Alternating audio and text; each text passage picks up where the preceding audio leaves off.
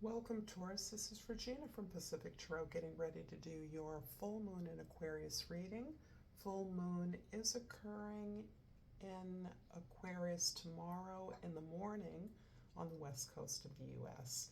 So let's get started, Taurus, with your overall energy. The Seven of Swords. Seven of Swords is about you really attempting to change your ideas about who you are.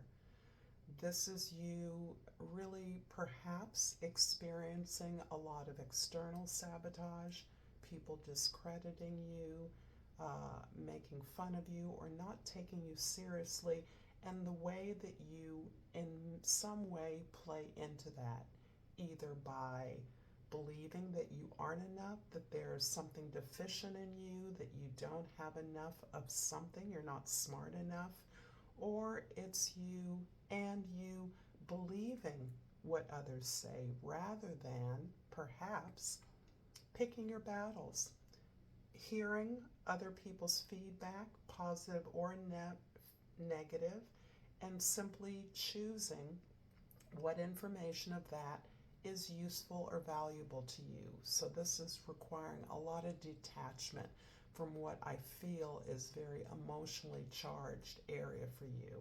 So of course our sense of self-doubt and not believing in ourselves is something that is perhaps habitual, something that is part of our conditioning through childhood or family of origin. However, there's a way that one must recognize that when others are hating on you, they're actually afraid.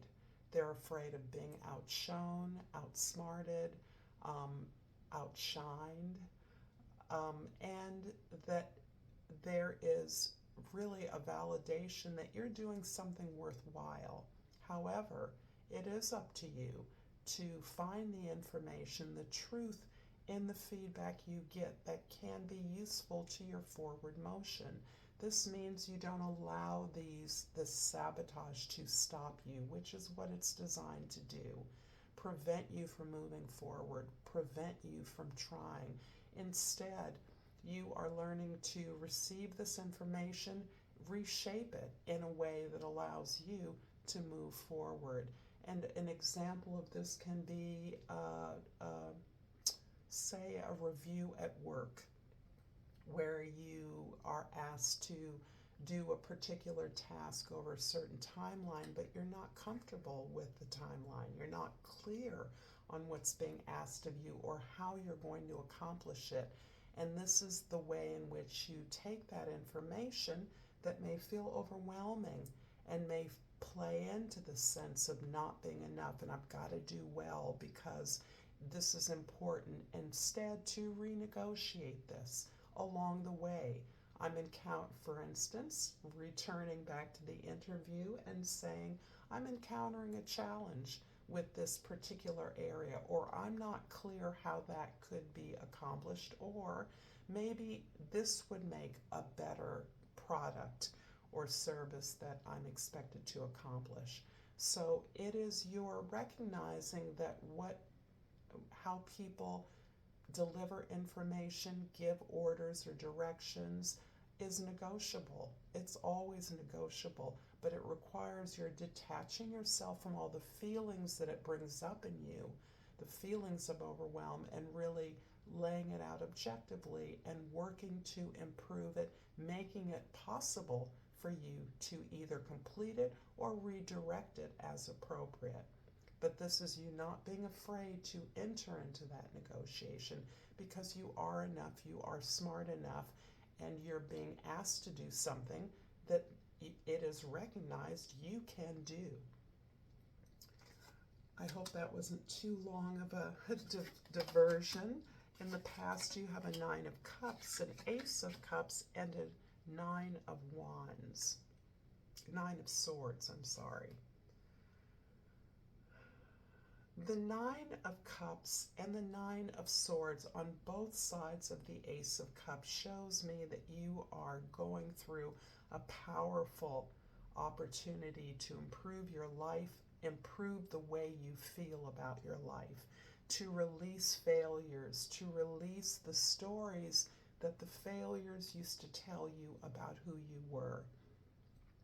As you've worked very hard to understand what your responsibility is in the experiences, the disappointments you've experienced, you are applying this beautiful, healing, creative energy to yourself, to your understanding. You're really opening up your heart, and your heart, for obvious reasons, has been tightly guarded for a long time. You may have made judgments against people in a way that prevents you from opening up your heart to others, even new people, so that this sense of having been denied, having failed, having been hurt or disappointed has closed you down to new opportunities in that area because of your experience, your lack of trust in such efforts in people, in relationships. But as you work to say what my part is, or even to accept that it happened and it can't be changed, because in fact it can't be, but that I accept, surrender, and forgive myself. Hopefully I can forgive others, but I need to forgive myself first and foremost for having experienced what I did, for having made perhaps the mistakes I made, or perhaps for staying in a situation that was bad for me for a long time. Whatever it is, forgiveness is what is washing you clean. And without forgiveness, you are staying stuck. Not only that, but it is the process of going through this release of blame and suffering about something that has ended is really giving you a lot of personal satisfaction. And I believe, based on my experience, this is the unexpected thing about this process that is hard work. No doubt about it. It is hard work, and it may take a very long time. But it is, and it's an ongoing process. It never stops. We continue to learn new lessons from old experiences if we're open to that growth, if we desire to grow. And I see this giving you a sense of joy and a reappreciation of who you are, and maybe even some of those unhappy experiences, disappointments, a way of seeing that certain people weren't all bad, or despite the perhaps difficulties in your relationship, have joyful, have positive qualities. And so this leads you to a release of the suffering and a re-experiencing of the positive things, the sense of satisfaction and contentment in yourself for doing this work truthfully and honestly. In the present, we have the Nine of Wands. Again, that's 3 nines, the Five of Swords, and the Ace of Swords. You're at the end of a long period of healing, and in many ways, you are. This is triggering some realignments with your truth. So as you release negative feelings, painful emotions, you are releasing yourself into new inspirations, pursuing a new truth, understanding yourself differently, perhaps understanding yourself in a new way that is encouraging you to move forward towards victory. The work that you've been doing is so onerous. It is such difficult work that you feel as though you may have been stabbing at something for a long time, trying to manifest a new beginning for yourself, moving to a new chapter, and trying everything you can possible. You have moved in a direction. You may have tried a variety of things, been in a variety of positions at your organization or a variety of jobs overall. You may have moved around a lot, but you have never given up on this new beginning. And this new beginning is coming about, and it is addressing the sense of not being enough, of doubting yourself, constantly doubting yourself. And in many ways, the doubting in the present moment isn't all negative. It simply is part of the process of your looking at the past, releasing yourself from blame and through forgiveness.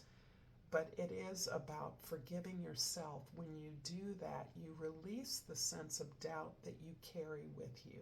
And it's that sense of doubt that allows others to sabotage you and have it throw you into chaos or provoke your anger or sense of futility or depression.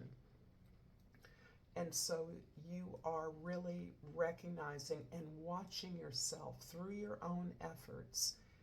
Always think the worst of yourself when you face a challenge. You're really changing your truth, changing how you know who you are, and that is what is beginning this new path forward for you. It's releasing this new beginning that you've been working at for a while. But your efforts at self-healing, being honest with yourself, validating your experiences, not holding on to the same repetitive cycle of blame and accusation, but simply taking responsibility for what happened and understanding indeed it impacted you. Of course, it may have made you mistrustful and fearful, doubting yourself, but you can control that. You can change that. And you are beginning to experiencing that as these things come to the surface for you.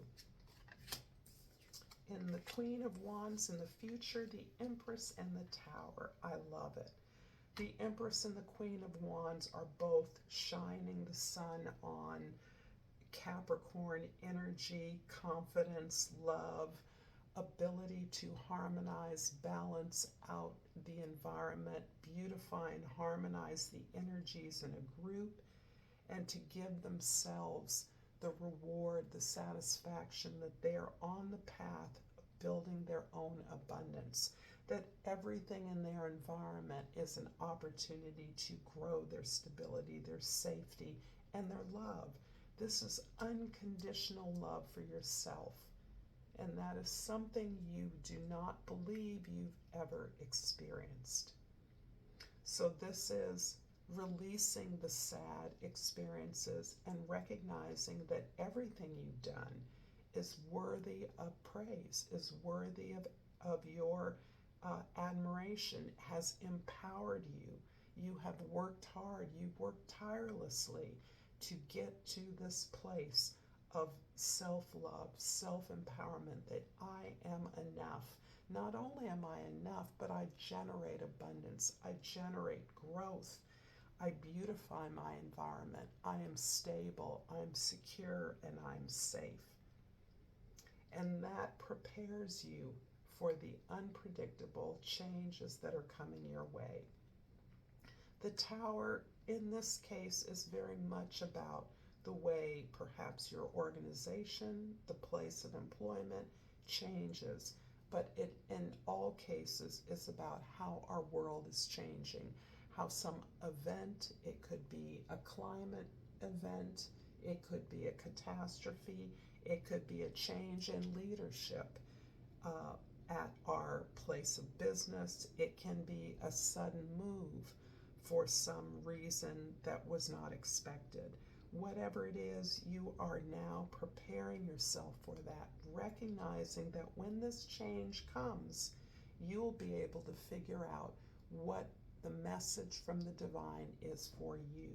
You'll be able to gather the information that it is giving, and instead of resisting it and bemoaning it, you will be in a position to take advantage of this opportunity that it offers. I'm going to clarify the Five of Swords in your present with the Knight of Swords and the Five of Wands. So you are definitely learning to observe your feelings, observe your behaviors, your thoughts, and your actions. In fact, you're working on that.